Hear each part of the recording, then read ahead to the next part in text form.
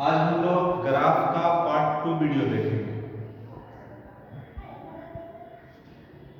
Graph का part 2 video में हम लोग देखेंगे कि किस तरह का ग्राफ हम लोग आगे बढ़ते हैं। कल हमने सिखाया था y इक्वल टू एक्स का ग्राफ, उसके बाद बताया था y equal to x square का graph. y equal to x का ग्राफ कुछ इस प्रकार था, y equal to x square का ग्राफ कुछ इस प्रकार। अब लोग धीरे धीरे यहां से आगे बढ़ते हैं। आज हम लोग जानेंगे y equal to x cube का ग्राफ कैसे हम लोग खींचते हैं, तो जरा गौर से समझेंगे। सबसे पहले जरा सोचिए,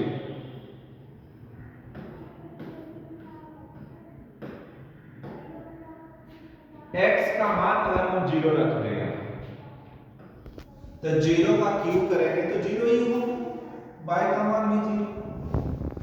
x का मान अगर हम 1 रख दें तो 1 का क्यूब करेंगे तो 1 का क्यूब भी 1 होगा। अगर x का मान -1 रख दें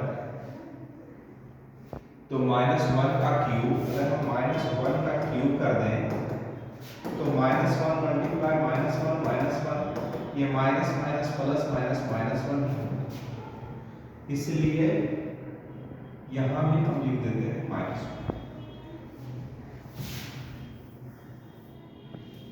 अगर x का मान हम 2 रख दें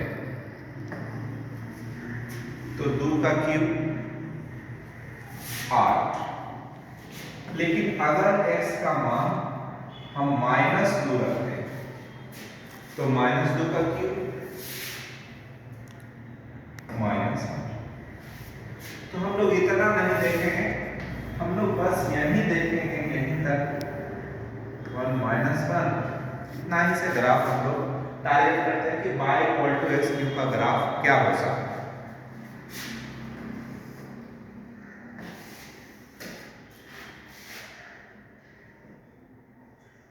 1 2 3 -1 -2 इधर हो जाएंगे -1 -2 -3 -4 -5 1 2 3 4 5 6 7 8 ये हो गया। अब जरा देखिए x 0 है तो y 0, पॉइंट तो हमको यहाँ मिलेंगे ही एक तो। x 1 है तो y 1 पर पॉइंट मिलेंगे यहाँ। x -1 है तो y -1, तो यहाँ हमको -1 और ये -1 पर पॉइंट मिलेंगे। लेकिन जरा सोचिए, अगर x 2 होता तो y दूसरे एक हो जाता, 2 का क्यूब। तो अगर हम यहां रखेंगे तो ये सीधे ग्राफ चल जाएंगे 8 के पास इधर। ठीक उसी तरह से -2 पर फिर ग्राफ नीचे बहुत दूर से बनाएंगे 8 के पास। यानी हमारे कहने का मतलब ग्राफ माइनस ये इधर 1 से मुड़कर इधर जाएगा और इधर भी 1 से मुड़कर इधर। कहने का मतलब ग्राफ कुछ इस प्रकार होंगे। y equal to x cube का ग्राफ इस तरह से हमें एकदम दिमाग में सेट कर लीजिएगा। चलिए अब हम लोग आगे चलते हैं।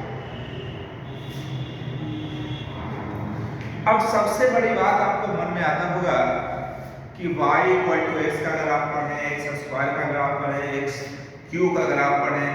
अब x4 का ग्राफ क्या होगा, x टू द पावर 5 का ग्राफ क्या होगा, x टू द पावर 6 का ग्राफ क्या होगा, x टू द पावर 7 का ग्राफ क्या होगा। यही समस्या है। हमको y equal to x, x square, x cube, x4, x5, x6, x7, x8 dot dot dot dot. अब ये सब ग्राफ हम लोग कितना ग्राफ सीखते रहे, तो अब हम इसका एक रूल बताते हैं जिसमें सभी का ग्राफ आ जाएगा। अब हम देख रहे हैं कि x पर पावर 2, 4, 6, 8 बोले तो इवन है।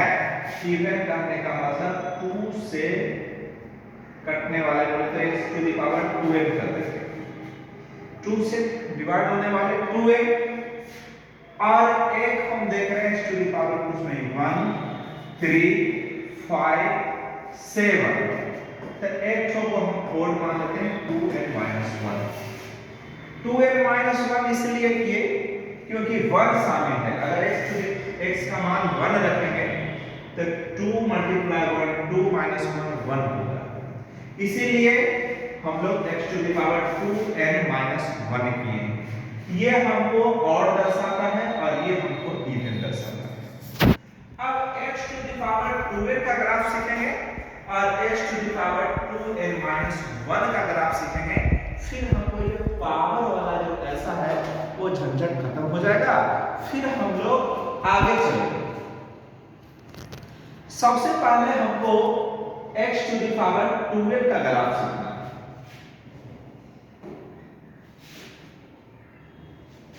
y = x to the power 2n।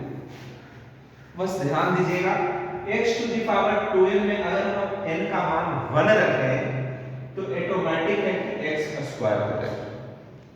अब x² का ग्राफ हमको कुछ इस प्रकार से होता है। इधर अगर हम +1 लें और इधर -1 और यहाँ 1, तो ये पॉइंट हमको मिलता था ये, और ये पॉइंट हमको मिलता था ये, और ग्राफ का यही टर्निंग पॉइंट।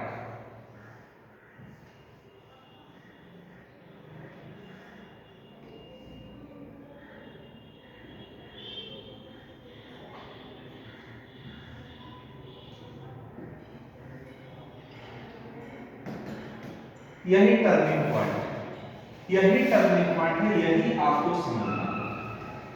ये यही मेन पॉइंट आपको समझना होगा ग्राफ में कि ये टर्निंग पॉइंट से उधर मुड़ेगा और इधर से इधर मुड़ेगा या उधर मुड़ेगा। अब जरा गौर से देखो, कभी आपको x² x4 x6 x8 x10 x12 जो भी होंगे, तो हम आपको बता रहे हैं कि जो ये 2 से बड़ा जो भी देख रहे हैं x4 x6 x8 x10 और x12 जो भी है, तो ये 0 से 1 बोले तो 0 से 1 नहीं मानिए -1 से +1, -1 से +1 तक इसका मान जैसे पावर बढ़ेगा वो भी बड़ा हो जाएगा, यानी ग्राफ थोड़ा सा इधर हो जाएगा, इधर हो जाएगा, इधर हो जाएगा, इधर हो जाएगा। लेकिन जैसे ही -1 से आगे या ये 1 से आगे क्रॉस करेगा तो ये ग्राफ मुड़ जाएगा, और जैसे जैसे इसका पावर बढ़ेगा उसका मान ऊपर जाकर घट जाएगा। ये अब जरा गौर से देखिए, ग्राफ कितना नहीं होता है, हल्का सा होता है। अब देखिए मैं एक बात बता देता हूं, ये पूरा हम मिटा दें पहले सही से।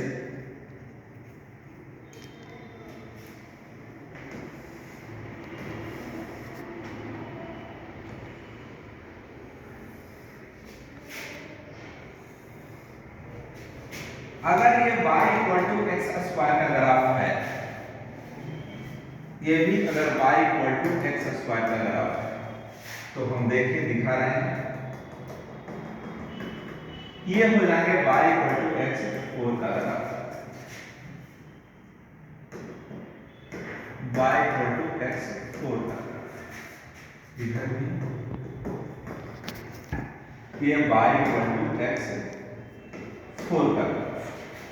फिर अगर x6 करना है तो 4 इधर से थोड़ा सा ऊपर जाएगा और इधर से हो जाएगा ये y इक्वल टू x 6 का ग्राफ। ठीक उसी तरह से ये होगा y इक्वल टू x 6 का ग्राफ। इधर से थोड़ा सा ये और ये जहां टर्न करेगा उसी का मान ये 1% टर्न करता है और -1।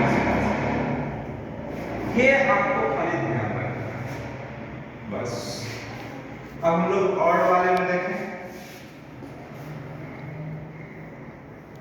अब हम लोग चलेंगे y equal to x to the x, x to the power 3, x to the power 5, x to the power 7, x to the power 9, कुछ इस प्रकार से। तो सेम ही कंडीशन है दोनों, फर्क क्या है? आप y इक्वल टू x का ग्राफ तो आप जान रहे हैं कि ये सीधा है इस तरह से स्ट्रेट है, लेकिन y equal to x cube का ग्राफ भी हम बताए हैं, ये कट किया और ये जहां टच किया यही तो है +1, और ये जहां टच किया यही तो है -1।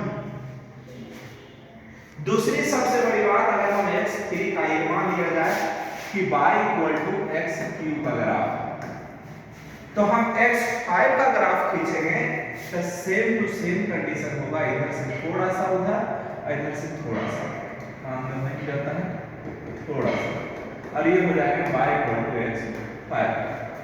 इधर भी वही -1 से थोड़ा सा बड़ा होगा, जैसे इधर जाएगा थोड़ा सा छोटा हो जाएगा, y इक्वल टू x5 और ये y equal to x cube. जैसे ही आगे बढ़ाएंगे तो फिर इधर से बड़ा होगा और इधर से ऐसे हो जाएगा y इक्वल टू x7 तक। तो जैसे ही y equal to x to the power 2n-1 कोई भी ओड नंबर हो तो उसका ग्राफ इस तरह से कर देना, बस ध्यान रहे y इक्वल टू x का ग्राफ केवल स्ट्रेट। तो ये हम लोग जान गए इतना तक। अब हम लोग जानेंगे y इक्वल टू 1/x का ग्राफ। अब 1/x का पावर इसमें भी ओड इसमें भी इवन, तो उसका ग्राफ हम लोग कैसे सीखेंगे जो हम लोग अगले वीडियो में देखेंगे।